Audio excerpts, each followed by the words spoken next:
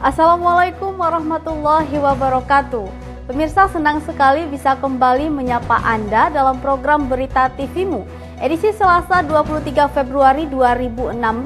Kali ini kami akan menyajikan sejumlah berita di antara lain. Presiden akhirnya menunda revisi Undang-Undang KPK.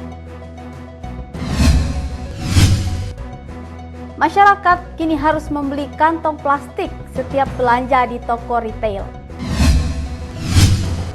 Majelis Ulama Indonesia menerima kunjungan Imam Besar Al-Azhar. Bersama saya Ella Novitasari, inilah berita selengkapnya.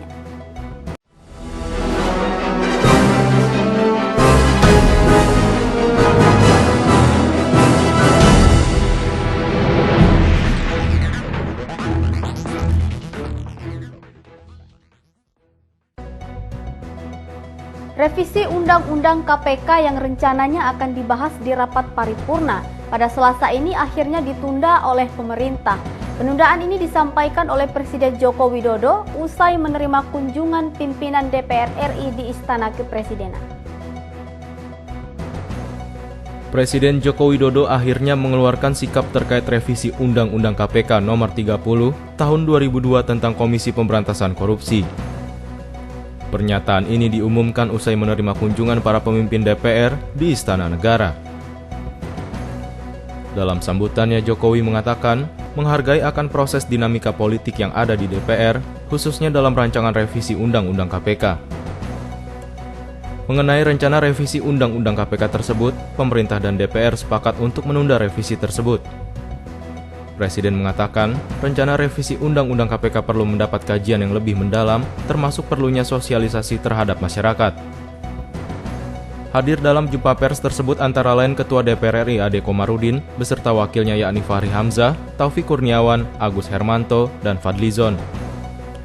Setidaknya ada 4 poin yang akan dibahas dalam revisi Undang-Undang KPK tersebut, diantaranya pembatasan kewenangan penyadapan, pembentukan Dewan Pengawas, dan kewenangan KPK menerbitkan surat perintah penghentian penyidikan atau SP3. Tim TV-mu memberitakan.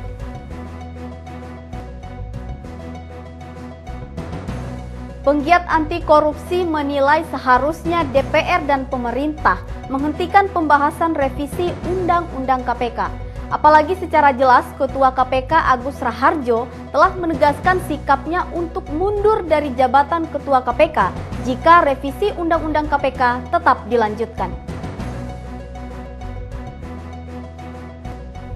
DPR dan pemerintah seharusnya menghentikan pembahasan revisi Undang-Undang KPK yang mendapat penolakan dari berbagai pihak. Jika hal itu dilakukan oleh DPR dan pemerintah, hal ini menjadi bukti nyata jika revisi itu ditujukan demi kepentingan KPK dan pemberantasan korupsi. Apalagi, Ketua KPK Agus Raharjo secara tegas mengatakan siap mundur dari jabatannya jika revisi Undang-Undang KPK tetap dilanjutkan untuk melemahkan kinerja KPK dalam mengatasi pemberantasan korupsi di tanah air. Pernyataan Agus ini disampaikan dalam acara Roundtable Discussion yang digelar oleh pimpinan Pusat Pemuda Muhammadiyah pada Ahad 21 Februari lalu. Saya dari hasil diskusi hari ini sangat berharap kita kemudian menentukan langkah berikutnya. Kalau kemudian di Romo Beni kan mengusulkan ini kita darurat. Jadi kalau langkah-langkah ini kemudian tidak memberikan dukungan kepada pengambil keputusan dalam hal ini adalah pemerintahan atau teman-teman legislasi, kemudian harus ada langkah dari kita. Saya pribadi bersedia mundurkan diri, Pak. Kalau kemudian ini revisi tidak dilakukan, saya mungkin yang pertama akan mengajukan mundur. Oleh karenanya, jika revisi dengan 4 poin tersebut direalisasikan oleh DPR dan pemerintah, maka bisa dipastikan Komisi Anti Rasuah ini akan menjadi macan ompong yang kehilangan taringnya. Yunus Priyonggo memberitakan.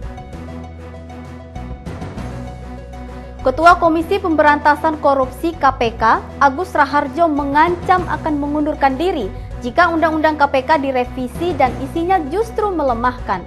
Pernyataan tersebut dikatakan menjelang pegelaran musik anti korupsi bersama grup Slang di gedung Komisi Pemberantasan Korupsi KPK Jakarta. Bersamaan dengan konser musik grup Slang di gedung Komisi Pemberantasan Korupsi KPK, Ketua KPK Agus Raharjo mengancam bakal mundur jika revisi Undang-Undang KPK disahkan oleh DPR. Agus menilai revisi Undang-Undang KPK tersebut keseluruhannya memiliki unsur melemahkan KPK. Menurut Agus, revisi Undang-Undang KPK yang rencananya bakal dibahas oleh DPR tersebut hanya akan melemahkan kinerja KPK.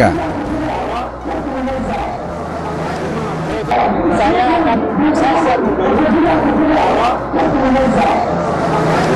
revisi dilakukan dan hasilnya melemahkan KPK. Ya, saya siap mundur. Kalau revisi dilakukan dan hasilnya melemahkan KPK. Bersamaan dengan ini juga, para komisioner lainnya dan pegawai KPK sepakat menolak revisi Undang-Undang KPK yang isinya justru melemahkan lembaga anti rasuah ini. Gerakan Pemberantasan Korupsi, kami wadah pegawai KPK menyatakan sikap sebagai berikut. 1. Mendesak Presiden segera menarik draft usulan pemerintah mengenai revisi Undang-Undang KPK. 2. Mendesak DPR sebagai wakil rakyat untuk segera menghentikan dan membatalkan draft RUU KPK yang jelas-jelas melemahkan gerakan pemberantasan korupsi di negeri ini. 3. Yang menolak revisi Undang-Undang KPK yang segala bentuk upaya pemberantasan korupsi. Demikian pernyataan ini. Sekali lagi teman-teman, saya nyatakan pegawai KPK menolak revisi Undang-Undang KPK. Terima kasih.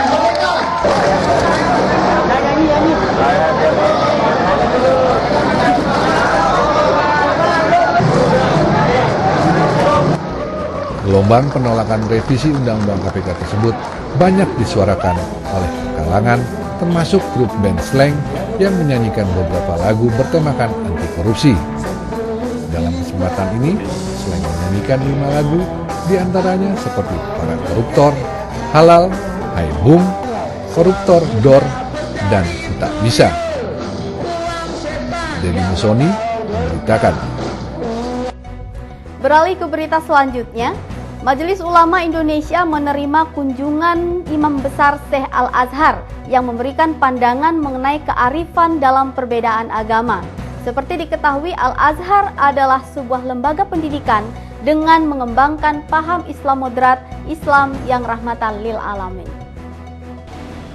Majelis Ulama Indonesia menerima kunjungan Grand Imam Syekh Universitas Al-Azhar Syekh Ahmad Muhammad dan sejumlah ulama dari Majelis Hukama Al-Muslimin.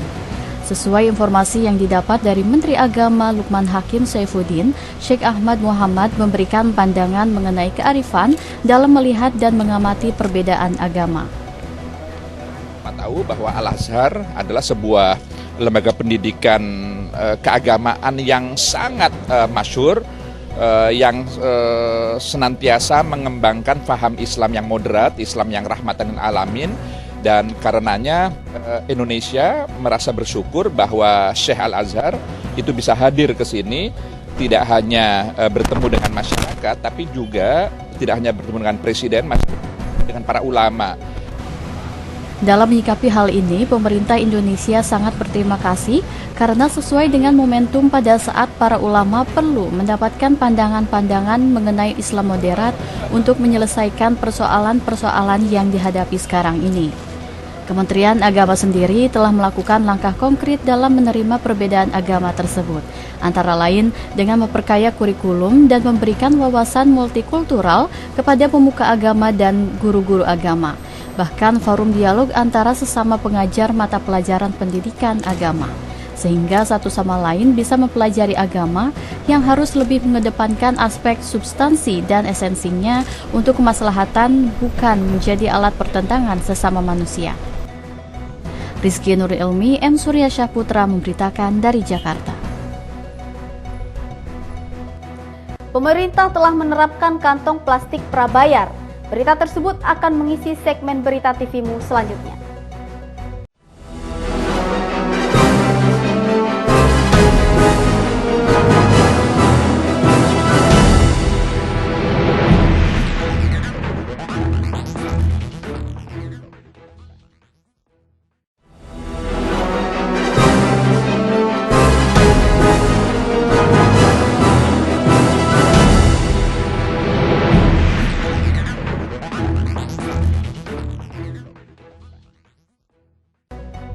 Terima kasih Anda masih bersama kami dalam program Berita TV-mu.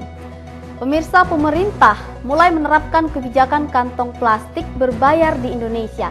Bertepatan dengan Hari Peduli Sampah Nasional atau HSPN pada 21 Februari 2016, upaya ini dilakukan untuk menekan jumlah sampah plastik di Indonesia. Hampir setiap tahunnya, kota besar dunia telah menghasilkan sampah sebesar 1,3 miliar ton. Manajemen sampah yang buruk, terutama di negara berkembang, menjadi salah satu pemicunya. Di Indonesia sendiri, angka pendaur ulangan sampah masih cukup rendah, yakni di bawah 50%. Kesadaran membuang sampah yang tidak pada tempatnya menjadi salah satu penyebabnya. Oleh karena itu, bertepatan pada Hari Peduli Sampah Nasional pada 21 Februari kemarin, pemerintah menerapkan kebijakan kantong plastik berbayar kepada masyarakat. Mulai sekarang, masyarakat akan dibebani pada setiap kantong plastik yang digunakan sebesar Rp200 per kantong plastik.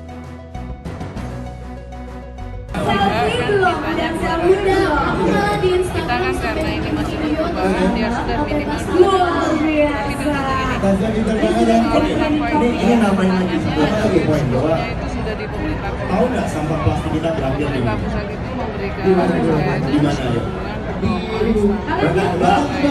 Sebagian doang. plastik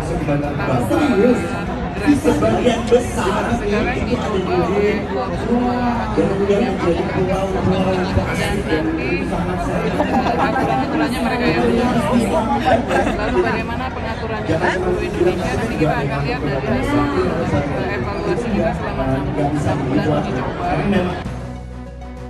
Berdasarkan data dari Ocean Konservasi, sampah kantong plastik secara konsisten termasuk dalam 10 puing-puing sampah yang paling banyak dikumpulkan dari seluruh pantai yang ada di dunia.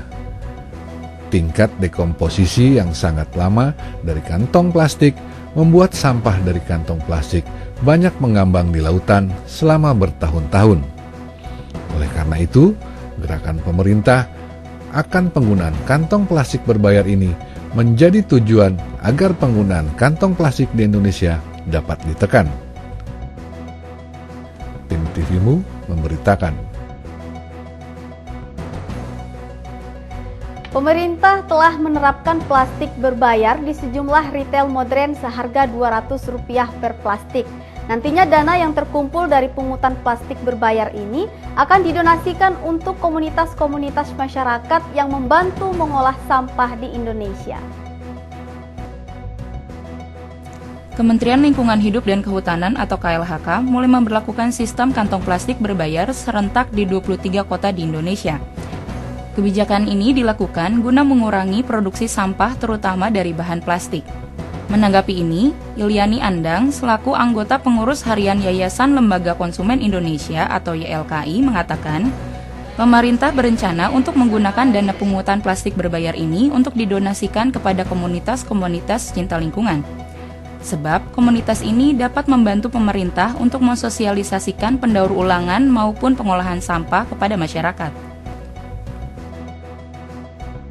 Jadi memang sudah ada kelompok-kelompok masyarakat yang aktif untuk masalah pengelolaan sampah ini. Nah, itu kalau janjinya dari Kementerian Lingkungan Hidup itu akan dikembalikan kepada komunitas-komunitas masyarakat untuk membantu mereka semakin meluaskan kampanye atau sistem pengelolaan sampah yang dibuat oleh masyarakat gitu. Jadi bukan keuntungannya untuk pemerintah atau keuntungannya untuk Aprindo gitu. Selain itu, Iliani menambahkan pihak YLKI akan memberi saran kepada pemerintah untuk membuat website yang berisi informasi jumlah pungutan plastik berbayar per bulannya yang dapat diakses seluruh masyarakat. Ini dilakukan guna mengontrol apakah kampanye ini berhasil atau tidak. Nantinya, kota yang paling sedikit pendapatan plastik berbayarnya akan mendapatkan apresiasi, sebab dianggap berhasil mengurangi ketergantungan konsumen terhadap plastik. Noviani Nuraini, Yunus Priyonggo memberitakan dari Jakarta. Pemerintah mulai menerapkan peraturan plastik berbayar di 23 kota besar untuk mengurangi sampah plastik di Indonesia. Bagaimana tanggapan masyarakat dengan penerapan plastik berbayar ini? Berikut liputannya. Pada dasarnya saya itu kembali lagi ya, flashback kepada tahun yang lalu, tahun-tahun dahulu ya, sebelum kita era ada supermarket, kita belanja di pasar tradisional kan kita belanja keranjang ya Mbak. Itu sebenarnya juga baik, etis juga. Tapi kalau umpamanya sekarang diperkenakan program yang kayak gitu, membebani saya rasa juga. Jadi mungkin kalau untuk ide saya, daripada supermarket memberi 2, jadi umpamanya lebih daripada itu bisa dia membayar kan. Tapi kalau umpamanya dari sekian harus kita bayar dengan harga 2.000 kan lumayan juga Mbak. Ya ini beban juga bagi rakyat kan. Itu beban juga, belanja kita harus bayar plastik. Udah tahu kalau mau bawa kantong kresek dari rumah, masa udah sampai sini lupa, saya udah lipat. Saya udah tahu, emang dari kemarin kan udah dibilangin ya, kalau bisa mah memang bawa dari rumah ya kan, jadi kan nggak terlalu banyak ini ya, misalnya ya udah, saya lupa tadi, saya udah lipat, pas udah sampai sini, oh iya saya lupa bawa. Nah, saya buat menghemat. Cuma 200 perak, enggak sih, nggak keberatan, nggak keberatan.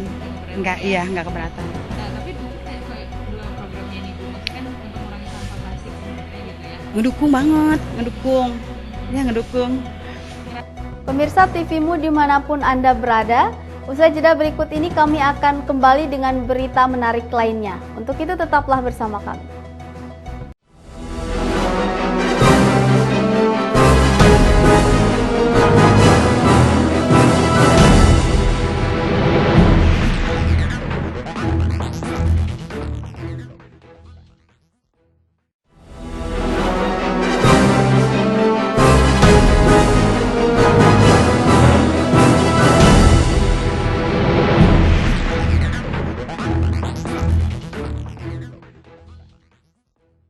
Terima kasih masih setia bersama kami.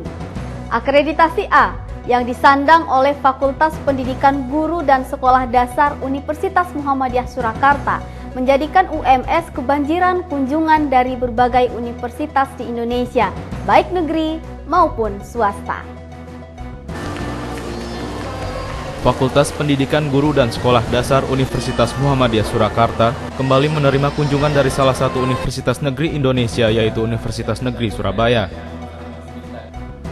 Kunjungan ini bukan kali pertama yang digelar Prokdi PGSD, sebelumnya ada beberapa universitas lain yang pernah berkunjung ke UMS Surakarta.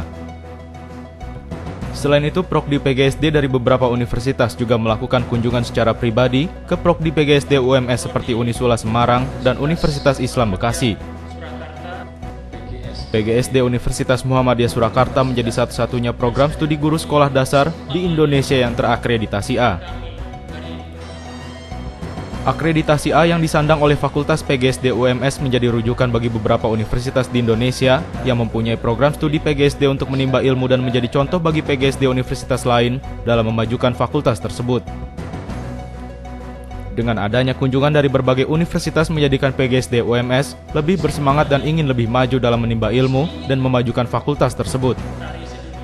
Karena memang di PGSD UMS ini kan kami itu motonya kan PGSD cerdas gitu ya. Jadi ya memang menuntun mahasiswa supaya cerdas itu bagaimana. Salah satunya kan disiplin ya. Disiplin, amanah, ya, sopan seperti itu. Selain itu juga kita memberikan soft skill ya. Karena sekarang itu kan kalau lulus pakai SKPI ya, itu harus ada ya untuk portofolio mahasiswa. Apalagi kalau mahasiswa PGSD kan calon guru SD ya, jadi harus pinter nari, pinter karawitan, pinter dongeng dan sebagainya, harus dibekali. Tim TVMU memberitakan. Pemirsa, pimpinan Pusat Pemuda Muhammadiyah dan tokoh lintas agama mengadakan diskusi bersama dengan tema misi kerukunan beragama untuk melawan korupsi. Hal ini masih erat hubungannya dengan rencana pemerintah yang akan merevisi Undang-Undang KPK. Pimpinan Pusat Pemuda Muhammadiyah bersama para tokoh lintas agama secara simbolik memiliki sikap tegas untuk menolak revisi Undang-Undang KPK. Hal itu diutarakan pada acara Roundtable Discussion pertama yang dihadiri oleh Ketua KPK Agus Raharjo dan Ketua Pimpinan Pusat Muhammadiyah Hajrianto Yatohari di Aula Kiai Haji Ahmad Dahlan, Menteng, Jakarta Pusat. Pada kesempatan ini Hajrianto mengatakan bahwa regenerasi korupsi dari tahun ke tahun semakin progresif. Oleh karenanya undang-undang terkait pemberantasan korupsi dan pencegahannya di Indonesia sudah cukup sempurna. Jadi dari pemberantasan sampai pencegahan, saya berpendapat sudah sangat sempurna. Ya, kalau mau sempurna banget memang ya mana ada buatan manusia yang sempurna. Tapi dari sudut ini Indonesia belum pernah mengalami suatu kesempurnaan perundang-undangan untuk pencegahan dan pemberantasan korupsi yang selengkap pada saat ini. Sejak saat itu. Tapi ternyata kemudian tidak banyak terjadi perubahan. Hari ini ditangkap 2, minggu depan 4, minggu depan lagi 8. Jadi kaderisasi dan regenerasi korupsi itu lancar sekali. Jadi kaderisasi dan regenerasi koruptor itu mungkin regenerasi dan yang paling berjalan dengan baik di Indonesia. Ibaratnya itu patah tumbuh hilang berganti. Sementara Ketua KPK Agus Raharjo berharap dengan diadakannya diskusi dari kalangan lintas agama terkait revisi Undang-Undang KPK ini, diharapkan dapat memberikan gemanya bagi para pengambil keputusan yang dalam hal ini pemerintah dan legislatif. Namun jika pemerintah tetap akan merevisi Undang-Undang KPK, Agus secara tegas menjadi orang pertama akan mengundurkan diri dari jabatannya. Saya dari hasil diskusi hari ini sangat berharap kita kemudian menentukan langkah berikutnya. Kalau kemudian tadi Romo Beni kan mengusulkan, ini kita darurat. Jadi kalau langkah-langkah ini kemudian tidak memberikan gema kepada pengambil keputusan dalam hal ini adalah pemerintah dan teman-teman legislatif, dan harus ada langkah dari kita. Saya pribadi bersedia mengundurkan diri, Pak. Kalau kemudian ini seleksi dilakukan, saya mungkin yang pertama akan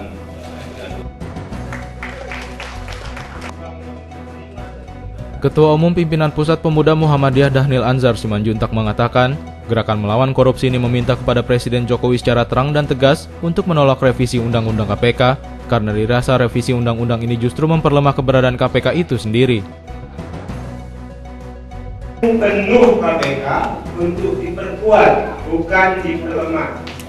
Dan kita akan pastikan revisi Undang-Undang KPK ini harus dihentikan.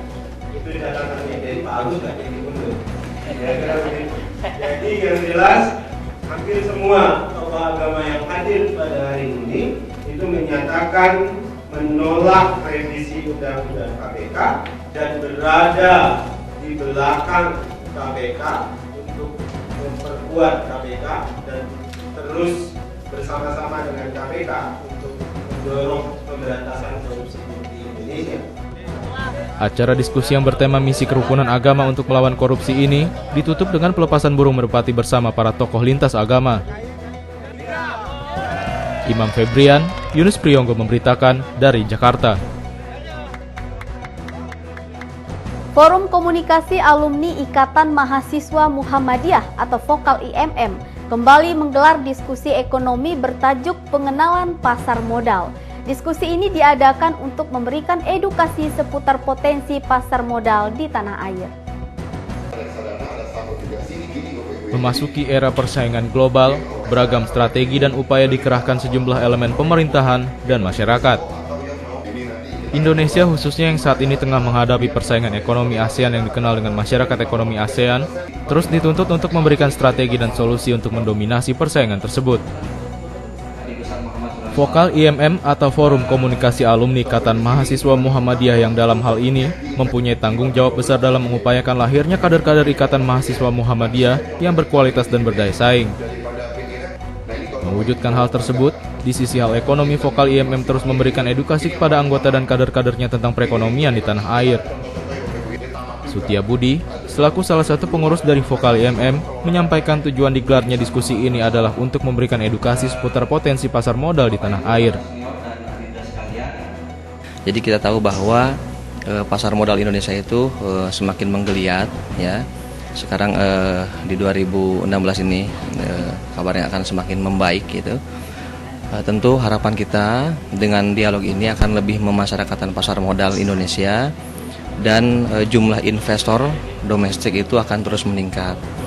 Kita juga tahu bahwa mayoritas investor hari ini adalah didominasi oleh investor asing, ya. Nah, tentu ini menjadi peringatan atau cambuk bagi kita agar investor lokal itu terus bertambah, ya, dan masyarakat semakin memahami, ya, dan merasakan, dan mereka sesungguhnya yang harus menjadi pemilik pasar modal Indonesia. Ya, melalui diskusi ini, ya, diharapkan pemasyarakatan pasar modal itu tidak hanya di level pusat saja, tapi juga ke depan harus bisa dinikmati atau dipahami oleh teman-teman kita juga di daerah, sehingga jumlah investor kita itu terutama dari kalangan Vokal sendiri akan semakin meningkat, ya, gitu. Dalam diskusi ini, Vokal menghadirkan Henry Wijaya selaku edukator dari Kresna Sekuritas yang memperkenalkan beragam potensi dan seluk-beluk seputar pasar modal.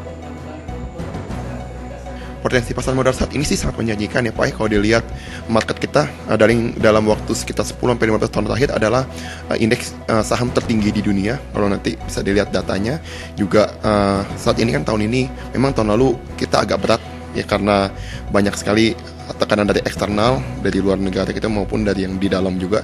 Tapi tahun ini mulai seperti kalau saya perkirakan akan terjadi recovery tahun ini, Pak, karena satu, infrastruktur kita lagi digenjot di awal tahun ini. Kedua, juga dari Bank Indonesia mulai turunin suku bunga dari 7,5 kemarin 7,25 sekarang 7%. Nah, ini akan mendorong kegiatan ekonomi sehingga lebih terstimulus, Pak.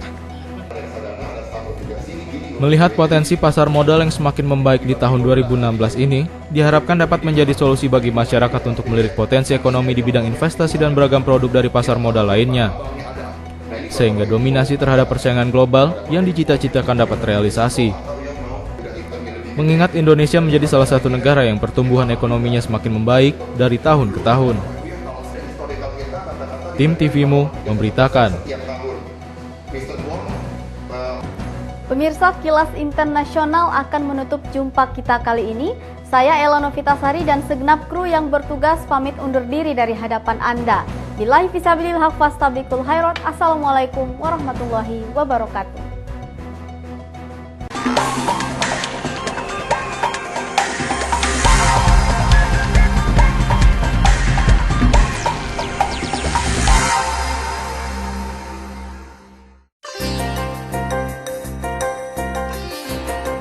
Barat telah menolak rancangan keputusan Rusia perihal pencegatan serangan Angkatan Darat Turki ke kelompok Kurdi di wilayah utara Suriah.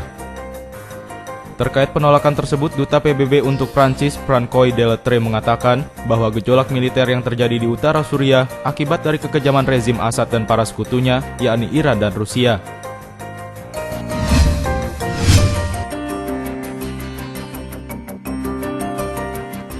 Pemerintah Kenya berencana memberlakukan hukum keuangan syariah yang diharapkan mulai berjalan di penghujung tahun ini. Jaksa Agung Kenya Gitu Muigai dalam Muktamar Keuangan Islam Afrika Timur 2016 mengumumkan bahwa pemberlakuan hukum syariah tersebut akan mengatur jasa-jasa keuangan Islam lebih baik serta akan mengurangi beban keuangan proyek-proyek infrastruktur Kenya.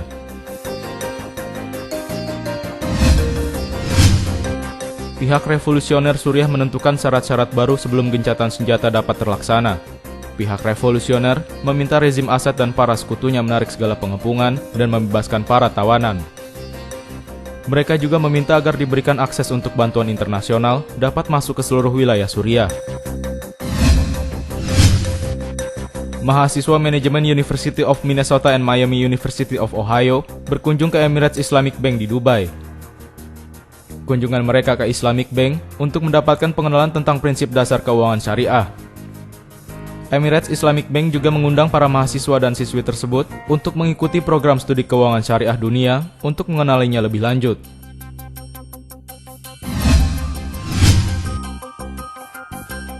Serangan udara yang dilancarkan Amerika ke wilayah Sabrata di Libya Barat telah menewaskan 2 staf kedutaan Amerika yang menjadi tawanan ISIS. Kedua staf kedutaan tersebut telah ditawan sejak November tahun lalu.